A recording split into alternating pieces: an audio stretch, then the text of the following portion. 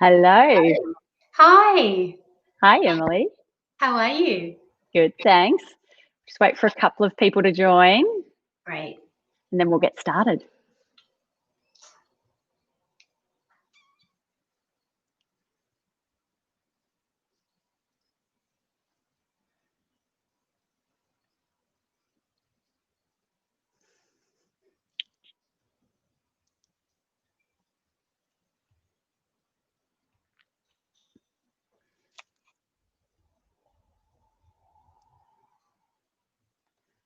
All right. So I think we might get started. So welcome, Emily. It's lovely Thank to have you you. here. First Just time LinkedIn Live. I haven't done one of I these know. before. Well, I'll let you know a little secret. We haven't done one either, so we're very excited to have you as our first guest. So Thank you. it's great for you to be here. So I might get started. So Emily Coppola, we're very happy to have you today. Emily is the health and wellbeing lead at Medibank. So a little bit of an intro about Emily. She's basically dedicated her career to improving health across Australian workplaces. She's most passionate about prevention and empowering employees to get a better understanding and manage their health. She's got over 15 years experience in the design and delivery of impactful wellbeing initiatives. Emily has recently returned to the workforce as a new parent, bringing a new family and personal lens to her work. So welcome, Emily. It's great to have you here. Thank you. Thanks a lot. Now we're talking about a really, really important topic today. It's about the health and wellbeing of your employees. So it's fair to say that employee wellbeing has never been more important. In fact, among HR professionals, the mental health and wellbeing of their employees is their number one issue at the moment. So this is really, really timely discussion. So as an yeah, absolutely. And as an organisation that supports working parents and carers, we've made a significant investment to beef up our wellness hub during the last 6 months. And it's been crazy, but we have basically had a 256% increase in traffic to the hub over the last 6 months. So that is huge. And it just goes to show that it's so important at this moment. It's almost like a little bit of a cry for help, maybe. People are really interested in this type of content. So today we're joined by our long-standing customer, Medibank. Medibank were the first basically company to sign up to our parents portal, and it's a perfect opportunity to welcome Emily to talk about this very important topic. So Medibank, they really prioritise their employee wellbeing, and it's really at the very core of their business. So we're going to discuss why it's really essential for business survival, especially in 2020, where you could say it's been a little bit of a roller coaster, and employee wellbeing has never been more important.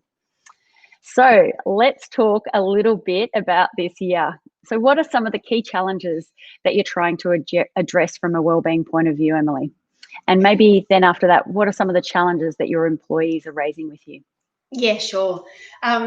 Look, it's been an enormous year for Medibank as an organisation, and I guess for us we have a number of different lenses because there's so many groups that we provide care and support to. We exist for our members, and there's 3.77 million of them, and their health and wellbeing really is at the centre of everything that we do. So if we have our customers and members, then we also have partnerships. So this is actually what my team look after. So we have partnerships with universities to support better student experiences and better student health outcomes, including for international students.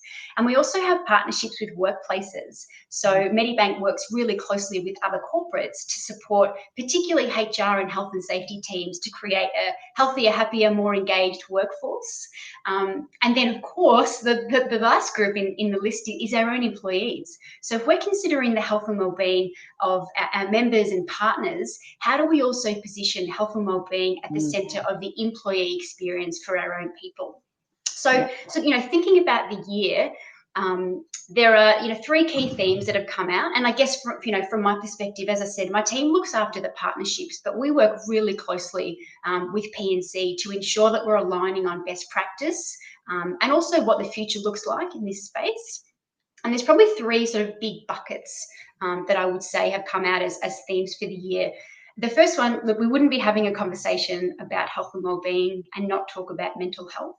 Mm-hmm. It is as an umbrella topic, it's enormous, and I certainly don't want to delve into too much detail because I could talk about this for days. So I won't do that. But mental health. If we think about the state of mental health in this country pre-COVID, we weren't really doing that well. The system is really complex. There are lots of barriers for people accessing services, whether that's the complexity, not understanding pathways, and also the stigma that's still attached to mental health issues. So lots and lots of challenges in this space. Throw a pandemic in the mix, and now we have a real challenge on our hands. So adding in the extra stress, uncertainty, ambiguity, working from home, homeschooling, all the things that we've experienced this year and the challenges that have come with that have really accentuated a problem that we already had. The second I would say is around the future of work. And again, this is a big topic and absolutely lots and lots of ideas. I think what we're finding now, the future is now. So now we're not talking about these big, hairy ideas of, what are we going to do in the future once restrictions are lifted and offices reopen? It's happening now. So discussion around a hybrid model, discussion around how do we engage people and redefine, is work a place you go or something you do? So all of a sudden these conversations are happening around the future of work. But the connection that I'll make here is, how do we position health and wellbeing in the centre of the future of work? So an example of that would be, Medibank Place in the Docklands, which is our beautiful purpose-built building, really with health built into the design from the very beginning. So we have incredible end-of-trip facilities. We have an edible garden, an outdoor, courts for different sports, lots of different workspaces to choose from, sitting, standing, collaborating. It's health by design, really. So if our people aren't going to be based in the office and in this environment we've created for them to prioritise their health, how can we do that for them if they're working remotely? So for me, the future of work, the question is, how do we keep health and wellbeing top of mind in that process? Because there's so much more to it than just commercial real estate and ergonomics. Yeah. And the third theme I would say for this year is around health and wellbeing. People are unique. We've each had sort of a window into each other's lives. I had my first child nudity the other day. Someone was toilet training and a little bum went past on a Zoom call, which, we're seeing how one another live. And I guess everyone's needs are so different. So whether you have a family, housemates, caring responsibilities, risks of isolation for some that live alone. So I think the uniqueness of health and wellbeing has also come out this year. So they're probably the big ones: mental health, future of work, and the people are unique. Yeah, they're super great insights, and I can definitely relate to a bit of kids running around in the background. I think on a lot of levels, it's been a great leveler, I think, in terms of, seeing into people's lives and, what they're dealing with. And there's been less division between work and home as well, which is, a lot of people have struggled with, but it's also been, everyone's the same. Everyone's dealing with the same problem together. So it's great to see, though, that I think, as we sort of move out of the extreme lockdowns that we've had, what sort of things do we want to take into the new, the future of work? And we've got a great opportunity to really reset and continue on, I think. So yes. It's great, I think, to take this opportunity and sort of pause on and think about, well, what sort of things do we want to do in the future, and how do we want to work, and how do we make it work for everyone it doesn't have to be the same model for every single person. So That's right. Really great insights. You know what I'm finding really interesting just on that as well? I think so many companies scrambled to set up their employees to work from home, which is a really important step in sort of that crisis management. But working from home is not the same thing as working flexibly. Yeah. And truly adopting flexibility means a number of different elements. Flexibility for me means being able to go for a jog or do my HIIT workout on my lunch break during the day, but also work my work day around my son's 5 p.m. dinner and then bath time. So, they're the things that are really important to me about my flexible hours. For other people, it's being able to work, part-time, whether temporarily or permanently, for whether it's caring responsibilities, an elderly parent, or a side business. So really flexing for any reason, not just around families, and having different opportunities to flex rather than just where you work. I think lots of corporates are talking about the place of work as flexibility, and it is. It's one element, not the whole thing. I think what's been really interesting about the pandemic as well is that before, sort of flexible working was only offered or only really taken up by a few people in companies, and now it's really become sort of something that's been elevated to front and center of all workplaces. And I think one of the most pleasing things that I've seen is that the number of dads who are saying, I get to see my kids at the start of the day, I get to see them at the end of the day. And you know what? I want that to continue. I really, really want to continue to see my kids more regularly and not have the big commute times. Yes. So I think that's been, really exciting to see that it's not just, traditionally women who've probably accessed more flexible ways of working, and it's much more, everyone can hopefully participate in that moving forward. So Agreed. Yes, agreed. And I think if we think about talent attraction and retention, people aren't prepared to give up the best bits of this year. The benefits that, sure, there's absolutely been hardship and really difficult things that we've all been faced with. But if we think about moving into the future, employee preferences around what they want to get out of work, the gap was already closing. The research shows us the gap was closing between salary and balance. So if that was already happening before, imagine now that everyone's had this taste of what flexibility around family life can really look like. So people aren't prepared to give it up. So I think employers really need to consider that as part of their attraction and retention strategy. Absolutely. It's not just, as I said, it's not just about commercial real estate and how we manage moving forward. Yeah. Actually, Gem's just jumped in there with a question. Hi, Gem. It's so nice to see you on there. It's been ages. So how do we shift from health and wellbeing programs to truly embedding it? So this, it's a big question and a really important one. And if I think back to, 10, 15 years ago, for a corporate, a health and wellbeing program meant something that you did. It was kind of a bolt-on. So you might do, yoga classes in January, flu vaccinations in March, a cooking workshop in June, and then you do cupcakes on Are You OK Day. These kind of initiatives are really important, but we have to consider where they fit. Their health awareness, their health engagement, their benefits, services, programs that people can participate in. They're not they're not truly embedded, exactly to Gemma's point. So then it becomes about creating a culture of health, which we can only do if we approach it top down and bottom up. So how do we engage leaders to truly advocate for health and wellbeing behaviours and encouraging people and giving them permission to prioritise their health? And that includes during the workday, for different people. Being chained to a desk and feeling forced that you're chained to a desk is not it's really not living and breathing health and wellbeing. Oh, but we do flu shots, so we have a health and wellbeing program. And from a bottom-up perspective, I think that peer support and having champions around the business to really drive the message home at a peer-to-peer level is also key. So bottom-up, top-down, but it's in terms of creating a culture of health. Big question, but Gem, I wouldn't have expected anything less than a big question. Another topic I'd love to explore with you too is the role of managers. So it's really interesting that in a recent Circling Future of Work survey, it showed the importance of managers in making flexible work actually work and also be less stressful.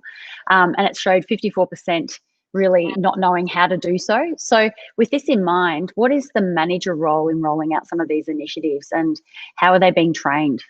It's a tricky one because we have to consider leaders in their role as leaders, but also as people. So they can really be that shock absorber, right? So they've got, do this and encourage your teams to do that and roll out this new initiative and implement change. So that there's so much pressure on them, I guess, from the top. But then particularly during a situation like the pandemic, they're the ones who are at the coalface supporting their people through difficult times.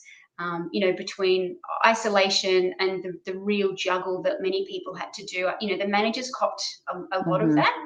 Yeah. I was super lucky this year that through the thick of the harshest restrictions and lockdowns. So I'm based in Melbourne, so the Victorian restrictions, I was actually still on parental leave. So I feel super grateful for that. But Medibank's approach was actually to support and train our people in this space. And it's interesting. So I know that Gem's on the live stream. One of the learnings that Gem shared off the back of the introduction of our Flex Better, our approach to flexibility, which is called Flex Better at Medibank. One of the biggest learnings we had, and that was around 2017, was, what we would do differently next time is better engage our leaders. And what's been really interesting to watch during this whole process is the number of tools, resources, communication, collaboration, and engagement that happened with leaders all the way through. So one of the hubs that was set up was called our People Leader Hub on the intranet, which was a whole range of different resources in how to support people that are working remotely, how to create connections with them, everything from, can my team do washing during work hours, through to how to pick up on perhaps some changes in people's demeanor based on non-verbal cues, because we just haven't had the luxury of face-to-face communication, where that might be a lot more difficult over Zoom or Teams. So the hub was an important place where we housed a range of resources, but we also offered some e-learning modules around that as well, a Lead Better from Home series, which was really well received. So the content is excellent. It was really short, consumable information for people as well. They just didn't have the luxury of sitting through hours and hours of training. So that's been a really successful product that was implemented. And the other is around self-care. So this is kind of considering leaders as humans. And I think filling their own cup is so important before they can give to others. So there were a couple of new initiatives. One of them was the introduction of a program called Uprise, which is really around mental fitness. So it's an opportunity, again, to engage in some e-learning content, but then personalised coaching over the phone, which was, it's an awesome product and has made a really big difference already. And it's also something that we work quite closely with our corporate partners on, and also Smiling Mind. So I think, when you're really busy and you've got lots going on and you have no time to meditate, is the best time to meditate. And there are some great tools available. So we have a great partnership with Smiling Mind as well. So that was another new program that was implemented for everyone, including our leaders, and absolutely encourage them to take part. It's often the managers are sort of the key to the success of all of these types of initiatives. And you think about managers, they're often the most time poor people in an organisation as well. So it sounds like the strategies that you put in place and the practical elements were really successful. What sort of feedback did you receive from managers as well on the support they'd received? Well, as I said, I was on parental leave during the hardcore time, but having spoken to my colleagues since returning in October, really positive. Really, really positive. And I think the other thing that people found particularly helpful was key communications. So all the way through, we were actually receiving, and I was on leave, but, checking emails periodically, fantastic emails from Craig Drummond, our CEO, just totally transparent, an opportunity for us to understand what's happening at an ELT level, what they're seeing, what they're experiencing, what they wanted to share with us, and encouraging people to keep going. It was, so the communication was also key, and the feedback from people is that was so helpful and so appreciated. Yeah, it's so good. I think that two-way communication is so critical, and also I think leaders being a little bit vulnerable as well, and not pretending they have all the answers, and having that enables then other people to sort of reach out and share their experiences and ask for help as well. Now, Emily, you were on parental leave, as you said, so congratulations. Really exciting time. But I'd love to know how some of these wellness programs, how they've been extended to parental leavers and also people returning to work as well. Yeah, sure. I think, nothing can prepare you for becoming a parent. And if it could, it wouldn't apply anyway, because it's always such a unique experience. People prepared us for sleepless nights. They said, prepare yourself for sleepless nights and wee on the carpet. But I think for me, it was the things that I came across in that experience completely caught me by surprise. I felt almost overnight completely irrelevant. And that was a feeling that I was not expecting to Yeah. pop up. Before heading off on parental, I had a really healthy pregnancy, which was wonderful. So I was able to work, right after 3 days before little Teo was born. Gosh. Yeah. And really enjoyed it, but at the same time, throwing myself into my work was my way of maintaining some element of control over my life. So for me, my confidence hit rock bottom during parental leave. So at that time, engaging in health and wellbeing programs for me wasn't the right thing. So keeping in touch with my people leader and getting updates from around the business, particularly during a time of such significant change, was the most useful thing for me. And having an opportunity to connect with the team because of the way that I was feeling, particularly around, just generally feeling out of the loop. And I think it's a really normal response that many people have. And I think probably accentuated because I do love my job, and I'm lucky to do something that I really enjoy and feel really passionate about. So it was, for me, having the parental leave, the coaching, and the whole thing integrated with the Circle In platform, I think was a really positive experience. But if I think about other elements of our health and wellbeing offering, they may not necessarily be a priority for people that are on parental leave. So then it becomes about how do we give people choice around what they tap into and what they don't, how they receive communications, and how they, to ensure that what we're wrapping around parents is the best and most relevant support, rather than assuming that everyone wants to hear from the company, because lots of people don't. And Medibank's approach to health and wellbeing overall is underpinned by choice. So for us, it's, we have these always on initiatives. We have a whole range of different supports, everything from EAP to flu vaccinations to fruit when we're in the office, flexibility, etc. But then there's a number of different things that people can actually tap into that suits them.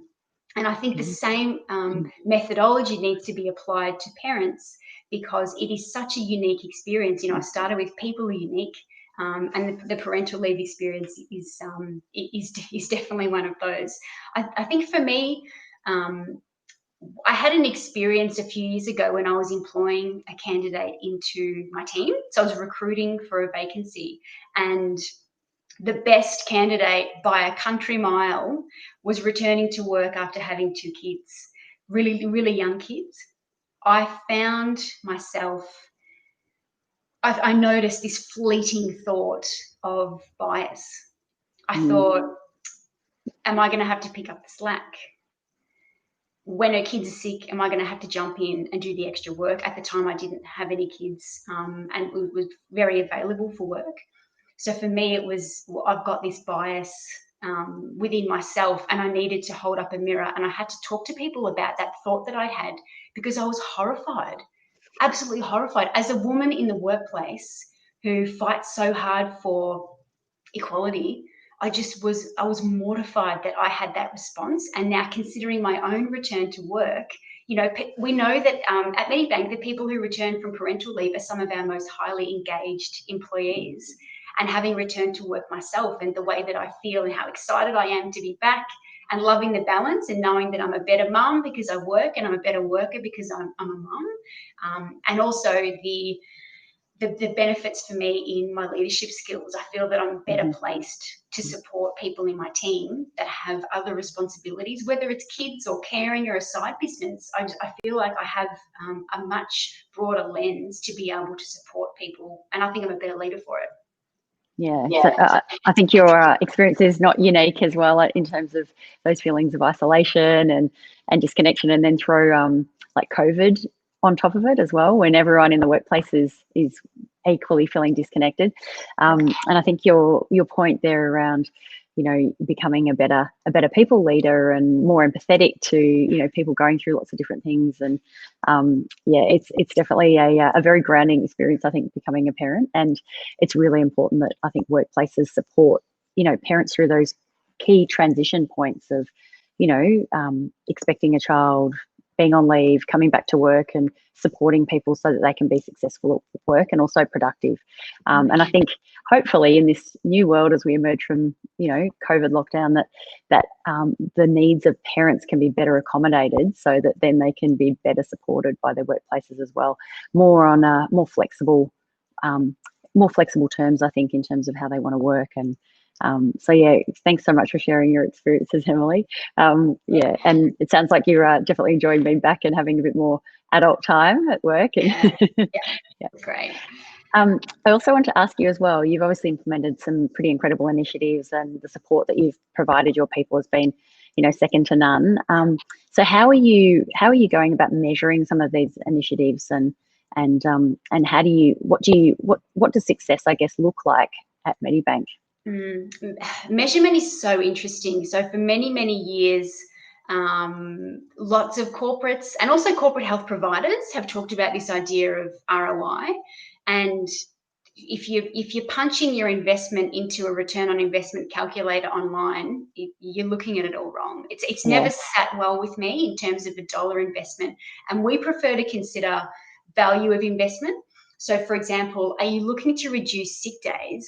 Or are you seeking to create better relationships between people that results in better collaboration, better outcomes for our customers, and more trust? So I think it sort of becomes about what is it that you're trying to achieve. I think for organisations, it's really important to start where you are. If you need to start with the basics, then start there. Don't try to implement a really fancy off-the-shelf health and wellbeing program if you don't truly understand the needs of your people.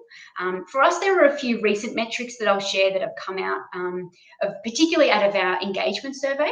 So we've seen a jump over the last couple of years. There's a question we have on the survey: Medibank inspires me to make my health and wellbeing a priority.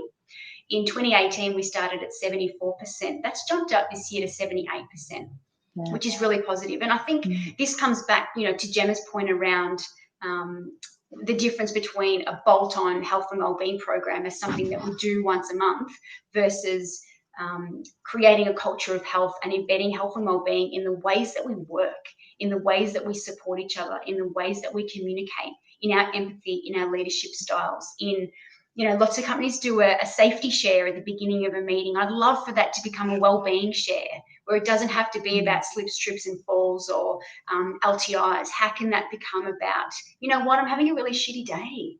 Yeah. And I'm not operating at my best self this week because, my dad's really unwell. So I think there's a real shift for us in how we embed it.